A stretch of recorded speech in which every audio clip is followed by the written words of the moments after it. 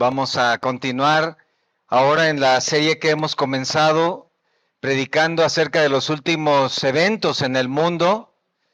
Todos ustedes creo que están relacionados con los domos, pero últimamente es probable que hayas escuchado una frase, el domo de hierro. El domo de hierro tiene que ver con el sistema sofisticado de defensa de Israel. Es el más avanzado del mundo, es un sistema de seguridad que detecta con a varios kilómetros de anticipación, cuando un misil se acerca a su territorio. Entonces, este domo de hierro, que le llaman así, establece un área de impacto, calcula dónde va a impactar ese misil y manda una alerta a esa región, por lo menos con 1 minuto de anticipación, para que la gente que está muy acostumbrada a estas guerras entre al refugio, que la mayoría de ellos tienen sus casas. Pero no termina ahí la tarea del domo de hierro. Este sistema también, una vez que detecta la trayectoria del misil, lanza un cohete que intercepta al misil en el aire para hacerlo explotar antes de que llegue a tierra. Es un sistema sorprendente. El asunto está que el 7 de octubre de este año, el sistema se saturó con los alrededor de 5,000 misiles que jamás lanzó a Israel. Varios de ellos impactaron en territorio hebreo, dejando varios muertos, además de que hubo un ataque terrestre de estos extremistas, de esta organización palestina. Después del ataque de Hamás, y en estas últimas 3 semanas, hemos visto cómo Israel ha lanzado un ataque masivo en contra de Gaza, por tierra y por aire, y promete que va a acabar completamente con esta organización, y ellos dicen, al costo que sea. ¿Qué es esto? Es el avivamiento de una guerra que por siglos ha estado ahí, pero que aquí en Occidente hemos perdido de vista, probablemente por la lejanía, pero por siglos Medio Oriente ha estado en guerra. Es una guerra entre judíos y palestinos.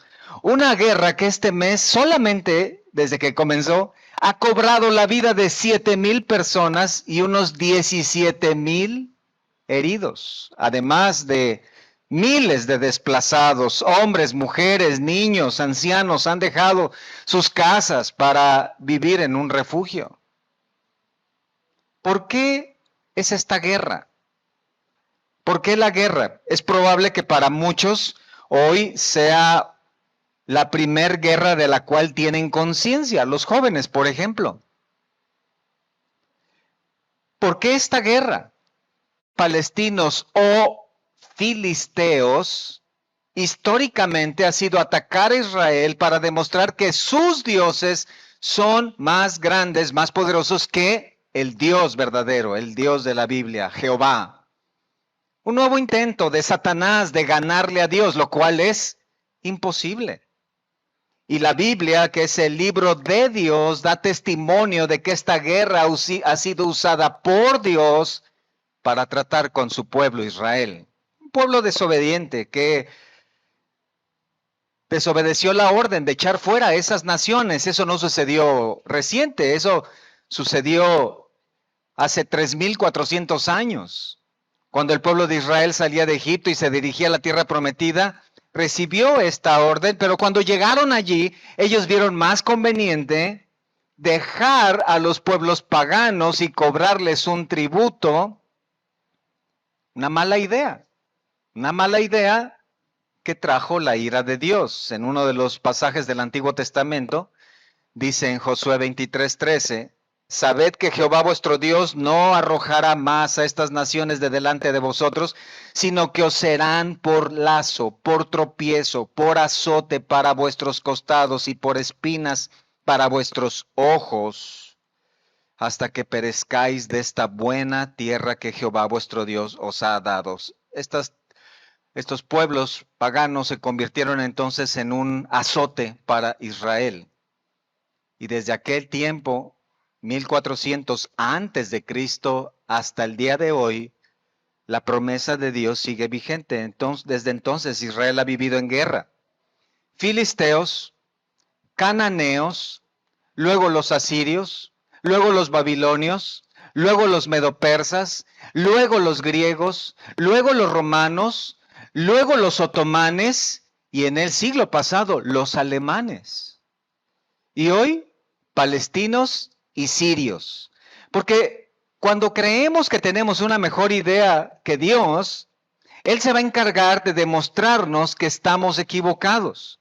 Y esto aplica a toda nuestra vida. Cuando queremos que algo funcione distinto al diseño de Dios, a lo que Él ha marcado, estamos tratando de hacer algo diferente y es como tratar de meter un cuadrado a un círculo y que embonen. Y la única manera de hacerlo va a ser que tienes que hacer el cuadrado más pequeño para que pueda entrar y entonces ya no vamos a cumplir la palabra, la voluntad de Dios y vamos a sufrir y vamos a ir al fracaso. Y eso, repito, aplica para todas las áreas de nuestra vida. Ahora hemos dicho que esta guerra no solo es política e ideológica, hemos dicho que es espiritual, ¿cierto? Es espiritual. Ahora, cuando hablamos de lo espiritual, en Juan 7:24 el Señor, escuchen, dijo, no juzguéis según las apariencias, sino juzgad con justo juicio. Y toda la palabra nos hace un llamado a mirar con ojos espirituales lo que está viendo. Es decir, que esto no solamente es un movimiento de pueblos, de grupos, de naciones tomando decisiones, no solamente son misiles lanzados al aire, no es solamente una guerra donde hombres se enfrentan a hombres, hay algo detrás. Hay un aspecto espiritual. ¿Qué está en juego en esta guerra? Bueno, parece obvio. ¿Por qué luchan? La tierra de Israel. La tierra que Dios prometió a Abraham que daría a sus descendientes. Lo vimos la semana pasada, allá en Génesis 12. Y que fue refrendando una y otra vez a Isaac, a Jacob y a sus descendientes. Pero mi pregunta es, ¿hay algo más? Ya vi que esto tiene que ver con un plan de el diablo de que las naciones paganas ganen para demostrar que sus dioses son poderosos. Ya vimos que a través de esto Israel está siendo disciplinado por Dios. ¿Hay algo más? Bueno, esta tarde quiero responder esta pregunta. Y quiero comenzarlo regresando un poco en la historia. Si pensaron que la clase de historia se había terminado la semana pasada, se equivocaron. En la historia, esta región, la tierra de Israel, ha pasado por muchos imperios y naciones. Cuando llegó Israel ahí, con Josué, ya había pueblos habitándola. Por ejemplo, escúchenlo en Éxodo 3:8, dice, he descendido para librarlos de los egipcios y sacarlos de aquella tierra a una tierra buena y ancha, a una tierra que fluye leche y miel. ¿A una tierra vacía? No. A lugares del cananeo, del eteo, del amorreo, del fereceo, del heveo y del jebuseo, puros feos.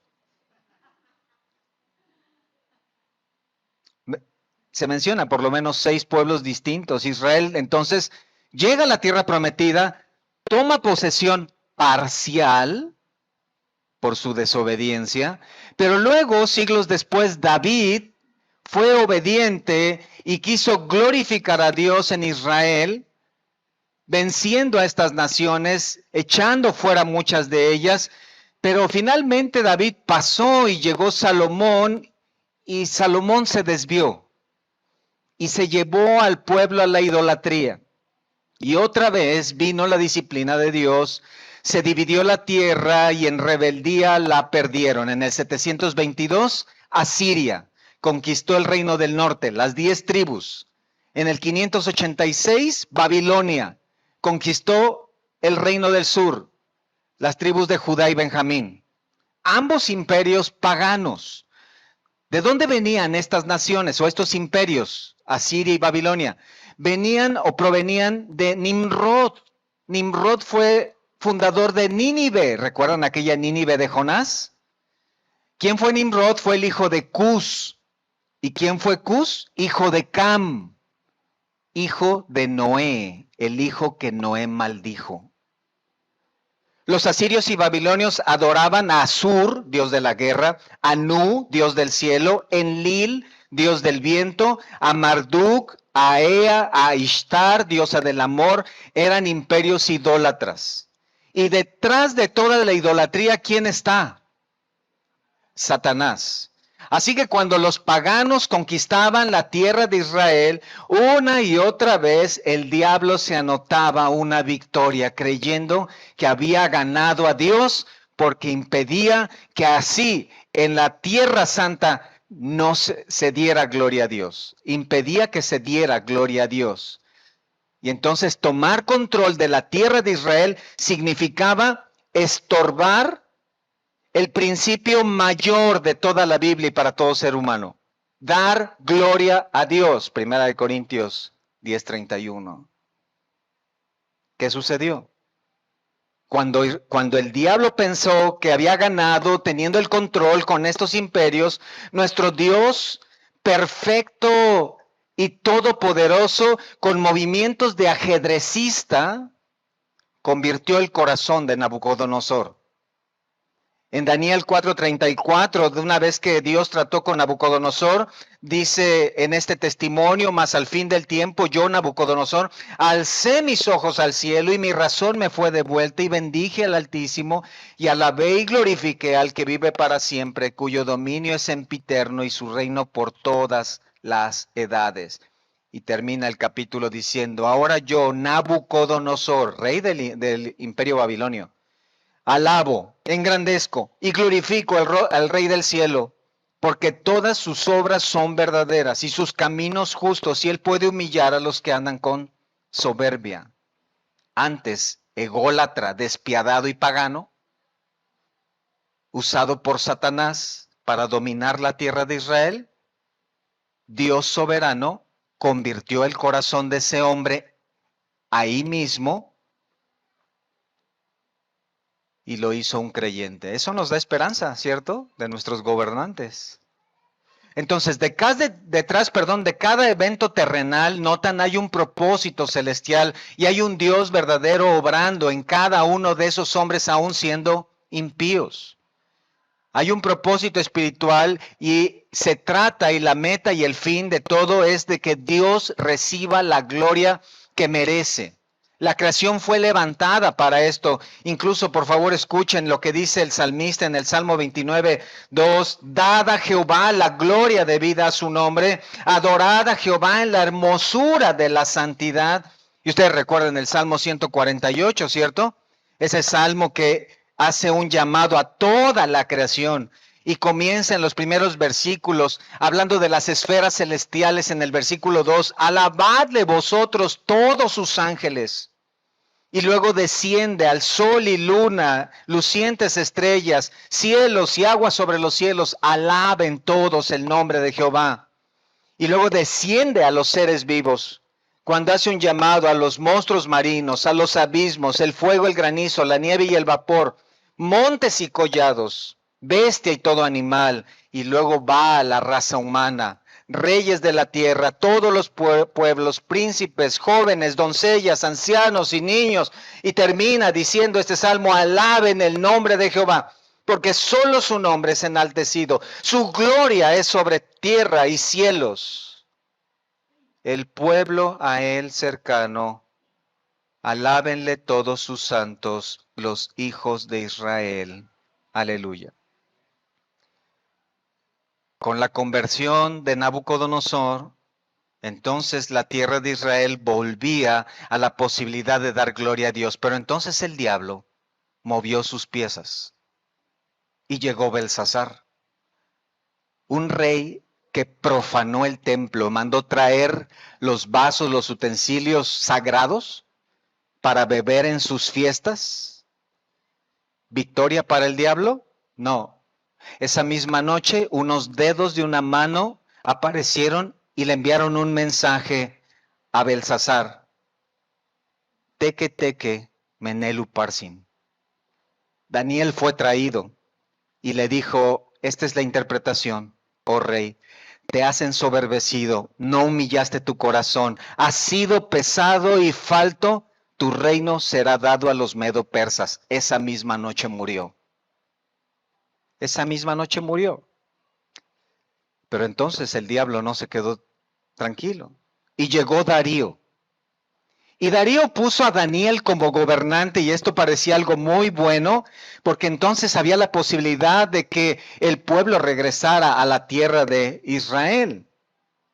Pero el diablo no se quedó así y movió sus piezas y usó a los gobernadores para convencer a Darío de que un edicto donde él fuera, solo él fuera exaltado y nadie pudiera pedir ninguna otra cosa a nadie más sino a él, se aprobara.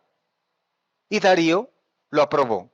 Así que cuando el edicto fue conocido, esto le impedía a Daniel orar, pero él siguió orando. Resultado, fue arrojado al foso de los leones, ¿cierto? Pero el Dios de gloria no está tampoco cruzado de brazos, así que el Dios de gloria le libró. Y escucha, no porque Daniel fuera un buen hombre, sino porque la pelota espiritual estaba en la cancha, estaba en juego, y esa pelota se llama dar gloria a Dios en la tierra de Israel. Así que la liberación de Daniel trajo un efecto en el corazón de Darío. En Daniel 6:26 dijo Darío finalmente, de parte mía es puesta esta ordenanza, que en todo el dominio de mi reino todos teman y tiemblen ante la presencia del Dios de Daniel. Dios convirtió el corazón de Darío. Dios hace este cambio. Entonces, ¿se dan cuenta cómo los eventos en la Biblia y en la historia tienen un trasfondo espiritual? ¿Se dan cuenta cómo el propósito de todo lo que Dios hace es que Él reciba la gloria que Él merece? Y todo su actuar tiene que ver con este fin. Así que todo lo que, si algo coméis o algo bebéis o hacen alguna otra cosa, dice, háganlo todo para la gloria de Dios. ¿Sí?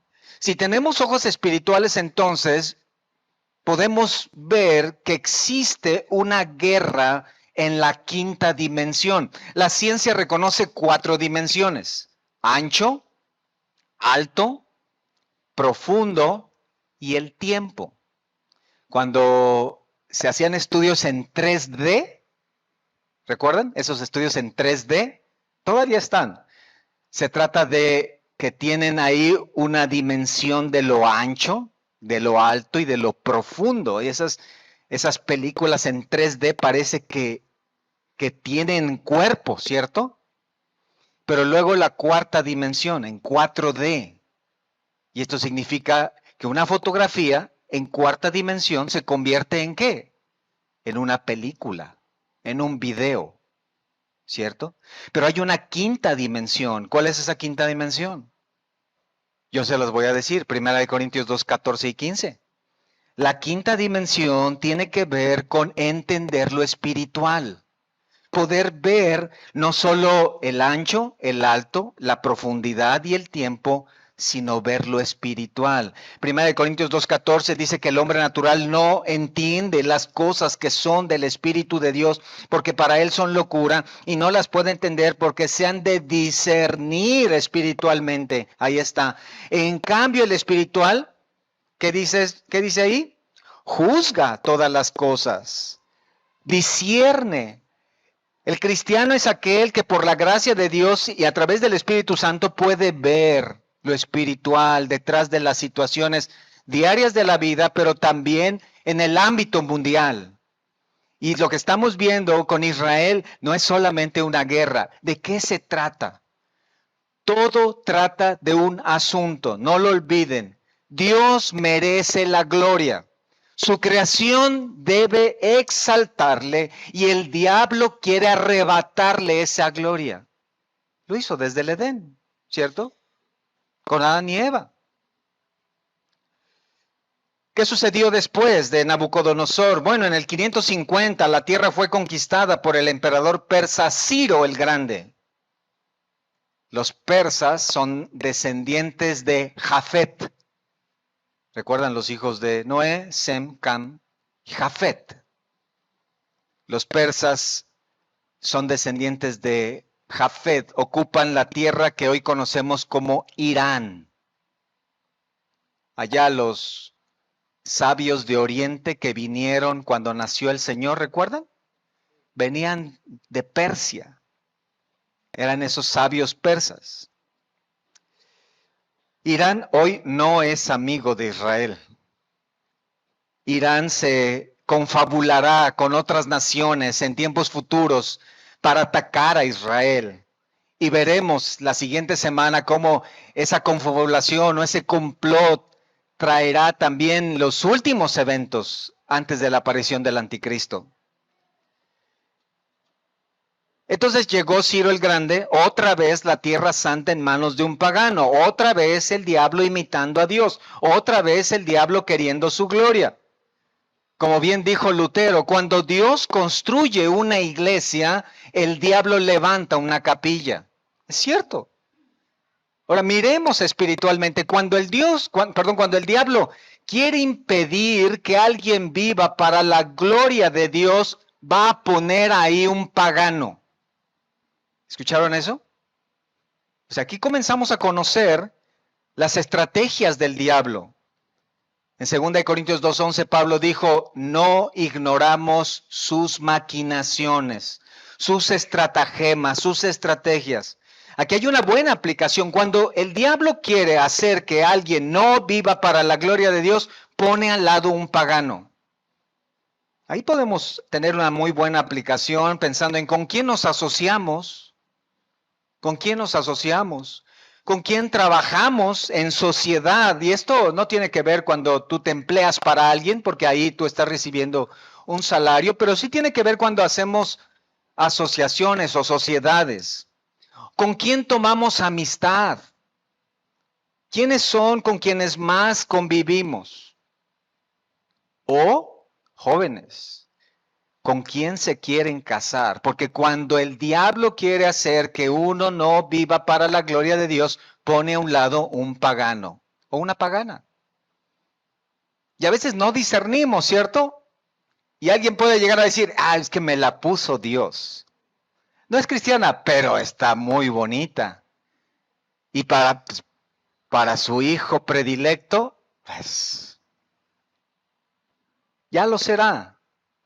Solamente falta que entre a un curso de evangelización y con eso. No, debemos discernir porque este es el actuar del diablo. Quiero que lo miren espiritualmente. Quiero que se pongan los lentes espirituales, pero no esos lentes que enseña el mundo. Los lentes hoy más caros que están registrados, que se venden en el mundo, cuestan alrededor de $1,060,000. Son de una marca famosa. Por supuesto, tienen diamantes y todo eso. $1,060,000. Dice que están diseñados especialmente para que se vea maravilloso dos cosas: el reflejo del mar y el reflejo de las burbujas de champán. Esos lentes no nos sirven aquí. Aquí necesitamos unos lentes espirituales. Necesitas ver a Dios detrás de todo lo que está pasando en tu vida, en el diario vivir, en tu casa y fuera de casa. Cuando Dios trae algo a tu vida, bendición, y cuando trae una prueba, ¿qué es lo que Dios está haciendo? ¿Cómo Dios actúa a través de esto? Y cuando vas a su palabra puedes tener una explicación. Así que cuando estamos viendo las naciones tomando posesión de Israel a lo largo de la historia, no es una simple guerra, es una batalla espiritual. Y ahí está Dios, no cruzado de brazos, porque cuando se trata de su gloria, ningún rey pagano es un impedimento para él. Así que cuando Ciro llegó como rey persa y tomó posesión de Israel, entonces nos dice Esdras capítulo 1, que entonces Dios actuó. ¿Qué es lo que hizo Dios? con Ciro el Grande, Ciro el Persa, en el primer año de Ciro, rey de Persia, para que se cumpliese la palabra de Jehová por boca de Jeremías, despertó Jehová el espíritu de Ciro, rey de Persa, el cual hizo pregonar de palabra y también por escrito por todo su reino, diciendo: así ha dicho Ciro, rey de Persia, Jehová, el Dios de los cielos, me ha dado todos los reinos de la tierra y me ha mandado que le edifique casa en Jerusalén, que está en Judá. Quien haya entre vosotros de su pueblo, sea Dios con él, y suba a Jerusalén, que está en Judá, y edifique la casa a Jehová, Dios de Israel. Él es el Dios, la cual está en Jerusalén. Esta es la mano soberana de Dios. Es Dios diciéndole al diablo: no hay nada que puedas hacer que interfiera, que esta tierra me dé la gloria. Y si es necesario mover el corazón de un hombre, lo voy a hacer. Porque esta es una ilustración de lo que dijo Salomón en Proverbios 21:1, ¿cierto? Como los repartimentos de las aguas, así está el corazón del rey en la mano de Jehová. A todo lo que quiere lo inclina. Quiero que veas la soberanía de Dios, porque esta es la que está moviendo el corazón de Ciro a dejar que los israelitas vayan, que regresen. Cuando el diablo pensó que estaba colocando a un rey para tomar dominio de esa tierra, Dios entonces usó a ese rey para liberar a su pueblo. El imperio persa dominó 200 años y entonces llegó Alejandro Magno, 334, y Alejandro Magno se cansó de conquistar regiones. Se puso a llorar porque dijo: ya no hay terreno que conquistar. Murió y luego llegó Roma. Y Roma dominó la tierra de Israel y unificó el imperio en una sola lengua para preparación de la llegada del gran rey. Y vino el Señor, la manifestación más gloriosa, la manifestación más grande de misericordia y gracia. Dios con nosotros, y confrontó a los líderes del pueblo y llamó a todo el pueblo a darle gloria a Dios, escuchando el evangelio, creyendo en él. Pero no escucharon, no escucharon. Se aplicó, mejor dicho, se cumplió lo que dijo Nehemías 9:30: les soportaste por muchos años, les testificaste con tu espíritu por medio de tus profetas, pero no escucharon, por lo cual los entregaste en manos de los pueblos de la tierra. En el Salmo 81:11 el salmista, como hablando de parte de Dios, dice: pero mi pueblo no oyó mi voz, e Israel no me quiso a mí. El Señor lloró sobre la ciudad cuando dijo: oh Jerusalén, Jerusalén, que matas a los que te son enviados y apedreas a los profetas. ¿Cuántas veces quise yo juntarte como la gallina junta sus polluelos? El llamamiento más grande para Israel, el más grande predicador de toda la historia, el Hijo de Dios viniendo a la tierra, llamando a Israel. Israel, da gloria a Dios. Tierra de Israel, den gloria a Dios. Juan dice: a lo suyo vino y los suyos no le recibieron. Entonces vino la disciplina. La primera guerra judeo-romana fue llamada la Gran Revuelta. Comenzó en el año 66. Un grupo de judíos comenzaron a rebelarse, argumentando su libertad. Entonces Roma respondió y durante 6 años atacó y persiguió a los judíos. En el año 70 el templo fue destruido, cumpliendo la palabra del Señor. Recuerdan en Mateo 24 cuando dijo: ven todo esto, no quedará piedra sobre piedra. Toda Judea, toda la provincia se convirtió en ruinas. Estaba recordando un poco de esto ahora en las tomas aéreas en las ciudades de Guerrero, en ruinas. Jerusalén fue reducida a escombros. Según Flavio Josefo, el historiador de ese tiempo, Roma asesinó en esa primera revuelta a alrededor de 1.1 millones de judíos. 1.100.000 judíos. 97.000 fueron esclavizados. Esta fue una de las más grandes catástrofes de la nación. Hoy, allá en el otro lado del mundo, hay alrededor de 7.000 muertos. En esa primera revuelta hubo más de 1.000.000 de judíos muertos. Esto prácticamente desapareció a Israel de la Tierra Santa. Ahora, en las afueras de Israel fue similar, porque en el año 115 al 117 sucedió la segunda guerra llamada la Guerra de Quitos. ¿Qué sucedió ahí? Roma mató a judíos fuera de Israel y especialmente en la isla de Chipre. Pero no fue todo.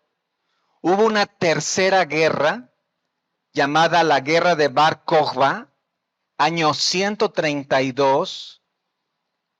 Están viendo con sus anteojos espirituales, ¿verdad? Quiero decir, el diablo quería borrar al pueblo de Israel. Quería matar totalmente hasta el último judío. Y volvió a usar a Roma. Y el emperador Adriano se lanzó contra los judíos que habían quedado en Israel. Cientos de miles de judíos, como cerca de 600,000 judíos.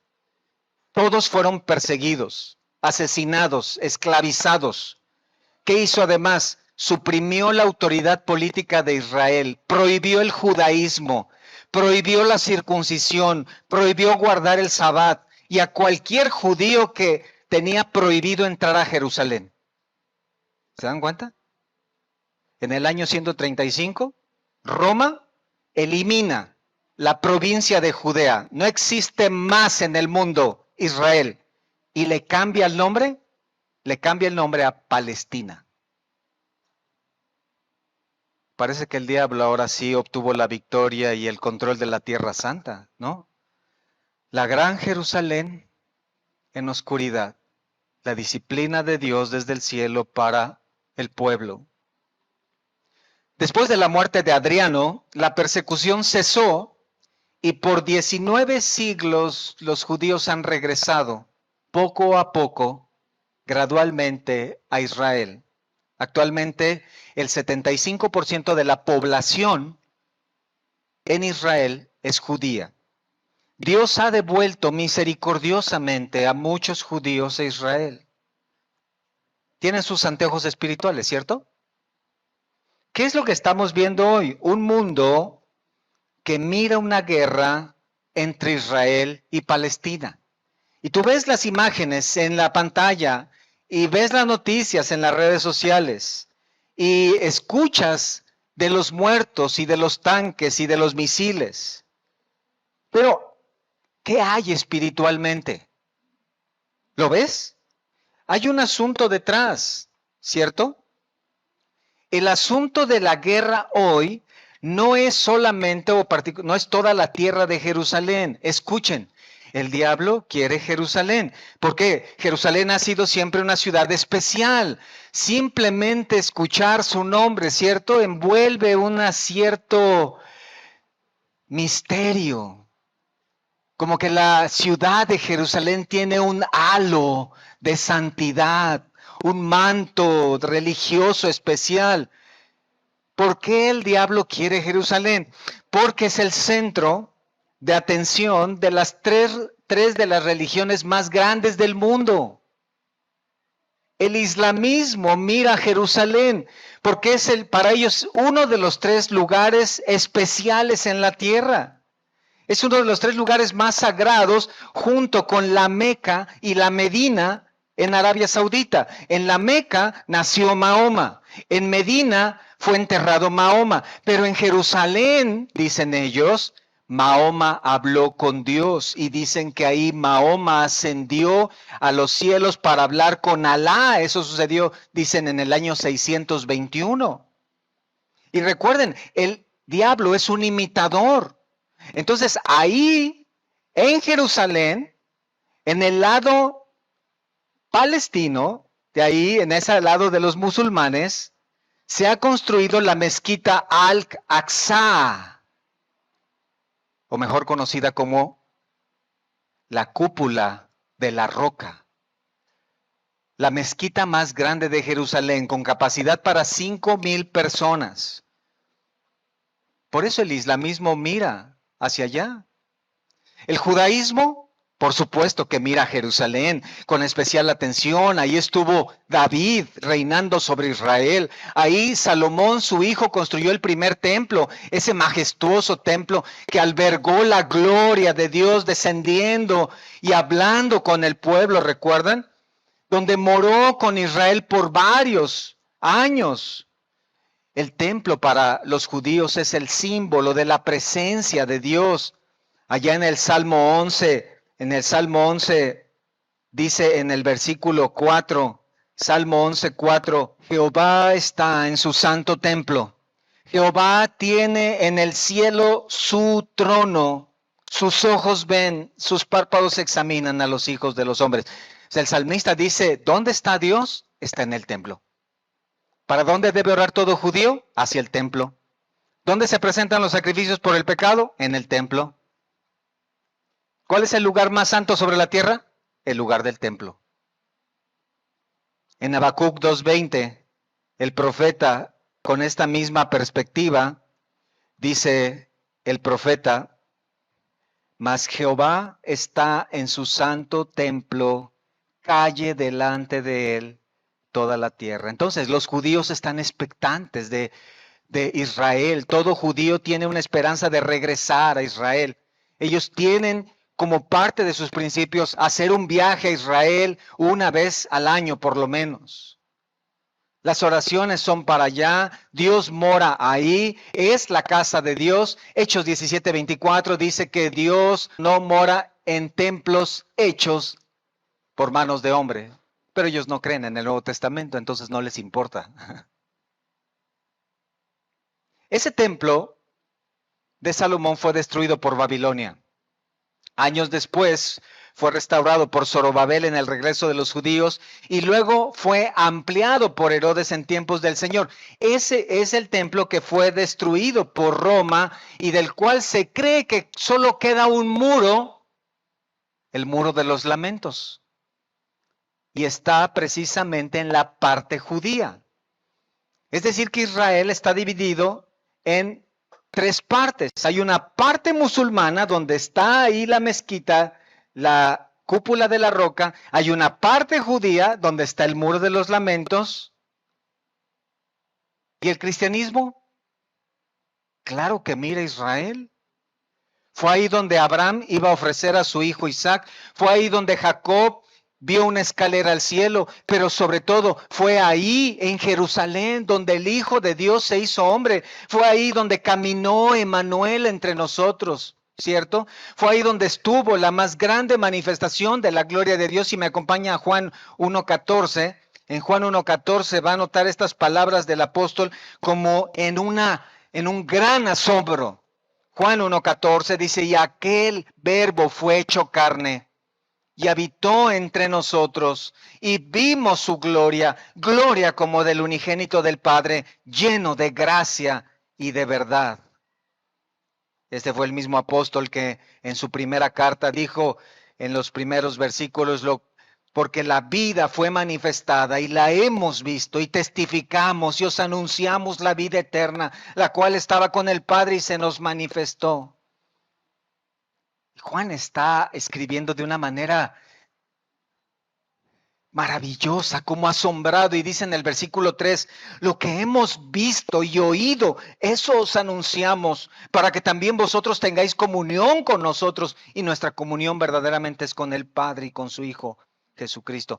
Mis hermanos, en Jerusalén fue ahí donde el pan del cielo vino de Dios para saciar a los hombres. Fue ahí donde él caminó pasos de aflicción hasta el Gólgota. Fue ahí donde él cargó la cruz.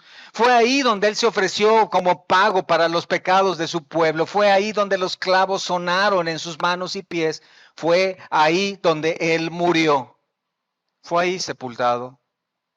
Y fue ahí donde el tercer día resucitó de entre los muertos como testimonio de la justicia de Dios. Fue ahí donde él dijo que el que reconoce sus pecados y se arrepiente y cree en él, tiene vida eterna y no vendrá condenación Jamás. Fue ahí donde nació la iglesia, fue ahí donde vino el Espíritu Santo a los creyentes, fue ahí donde les capacitó por primera vez para vivir para la gloria de Dios en Cristo. Fue ahí donde el Evangelio surgió y se expandió hasta lo último de la tierra.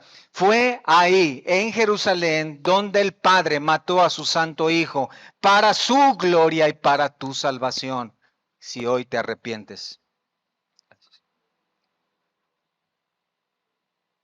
Ahora, si ya todo ocurrió, pregunta, ¿por qué el diablo quiere ocupar Jerusalén? ¿Por qué el diablo quiere Jerusalén? Como lo ha hecho en los tiempos pasados.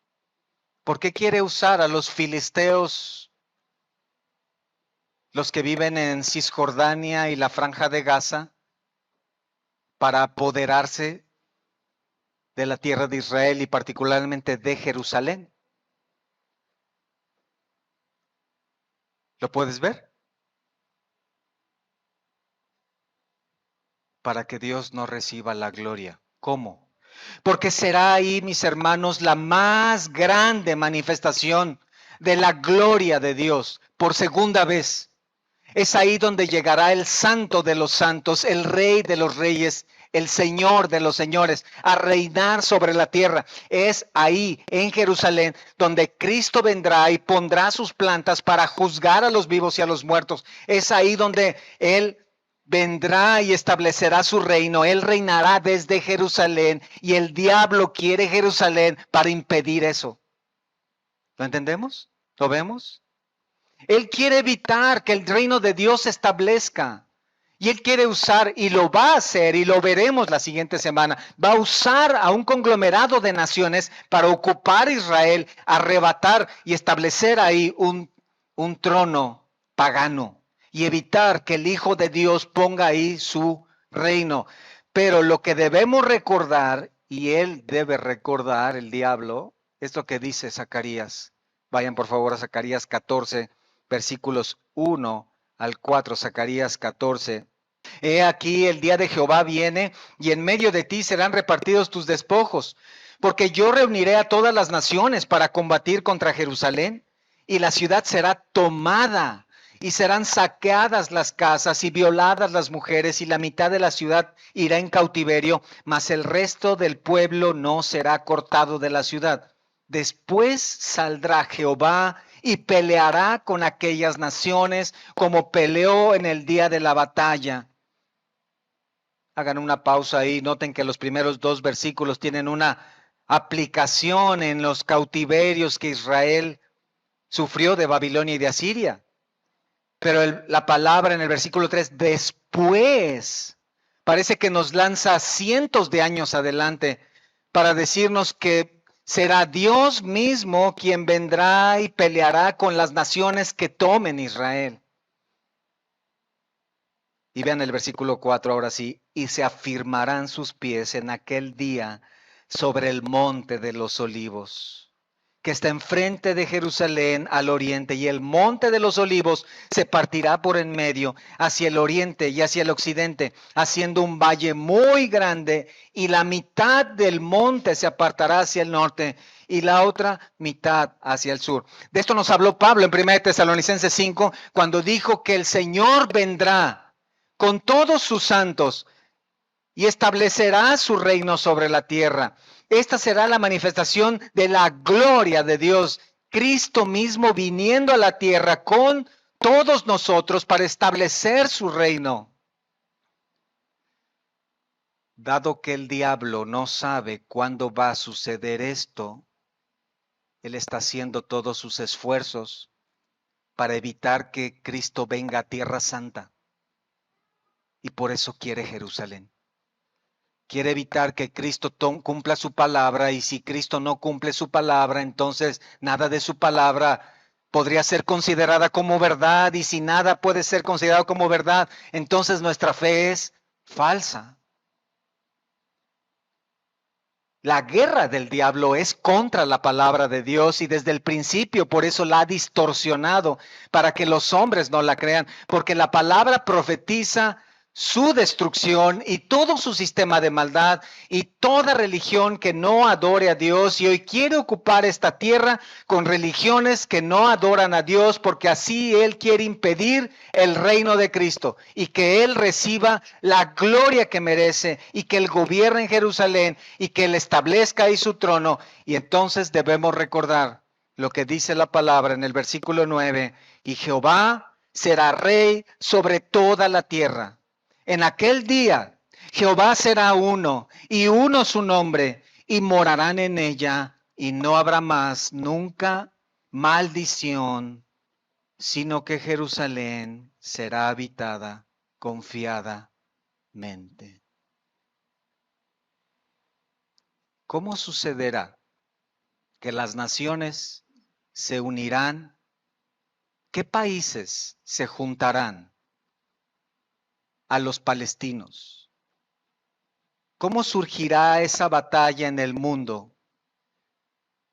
¿Qué señales habrá de la venida de Cristo que debemos estar mirando con ojos espirituales? Lo veremos la siguiente semana en nuestra tercera parte de la serie, Israel en la mira de Dios. Vamos a orar. Gracias, nuestro Dios, por esta tarde, y gracias porque a través de tu palabra colocas en nuestra vista anteojos espirituales para mirar que tú mereces toda gloria, Señor. Y que si hay alguien aquí, y alguien que escucha esta enseñanza, que no te está dando gloria creyendo en tu Salvador, en tu Hijo, si hay alguien aquí que no ha puesto su fe en ti, te pedimos, Señor, que tengas misericordia y que convierta su corazón como lo hiciste con el de Nabucodonosor, como moviste el corazón de Ciro y como lo has hecho a lo largo de la historia con todos aquellos que han sido receptores de tu gracia. Porque tú mereces la gloria y tú mereces ser glorificado en Israel y en Jerusalén. Y por eso hoy entendemos que todo esto que está pasando es parte del plan diabólico para impedir que tú seas glorificado. Pero nosotros vemos espiritualmente, Señor, y no nos atemorizamos, ni nos quedamos sin esperanza, ni dudosos, porque sabemos que tú eres el Dios de Israel, tú eres el Dios de la Biblia, y que como dice tu palabra, tú reinarás en esa tierra que has dispuesto para tu pueblo Israel y para todos los que hemos creído en ti. Hoy te damos gracias y te alabamos, pero también te pedimos porque nos des la gracia de que ahora con los ojos, con los anteojos espirituales, veamos nuestra vida también y veamos cómo estamos caminando, que veamos nuestros matrimonios, nuestros trabajos, nuestras casas, cómo te estamos dando la gloria que tú mereces siguiendo tu palabra, desde el congregarnos hasta el amar a nuestras familias, los esposos, a los hijos, criarlos en tu palabra. ¿Cómo estamos viviendo la vida para tu gloria? Porque tú seguramente vendrás y reinarás para que toda lengua confiese que tú eres el Señor y que toda la gloria pertenece a ti. Te damos gracias por esta tarde y por este tiempo en tu palabra, en el nombre de tu Hijo Jesucristo. Amén.